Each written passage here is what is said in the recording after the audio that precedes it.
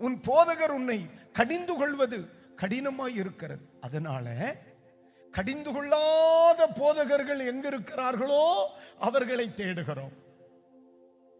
பிந்தி வந்தாலும் ஒன்றும் சொல்வதில்லை, முந்தி போனாலும் ஒன்றும் சொல்வதில்லை, இடையில் உறங்கினாலும் ஒன்றும் சொல்வதில்லை, படுத்துறங்கினாலும் பார்ப்பதில்லை. இப்படிப்பட்ட ஊழியர்கள் எங்கிருக்கிறார்கள் என்று தேடி அவர்கள் ஆலயத்தில் போய் அமர்ந்து ஆமென் மகிழ்ச்சியோடு ஆராதிக்கிறேன் என்று சொல்லுகிறாய்.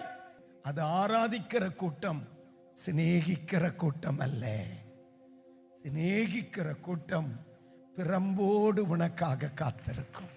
நீ அழிந்து போகக்கூடாது என்பதற்காக, உன் குடும்பம் அழிந்து போகக்கூடாது என்பதற்காக, உன் பிள்ளைகள் அழிந்து போகக்கூடாது என்பதற்காக இந்த உலகத்தில் தன் முன் ஆராதிக்கிற தான் பெற்றெடுத்த மக்கள் ஒரு நாளும் எவனுக்கு முன்னும் தலை குனியக்கூடாது என்பதற்காக அவர் வலையை அலசத்தான் செய்வார்.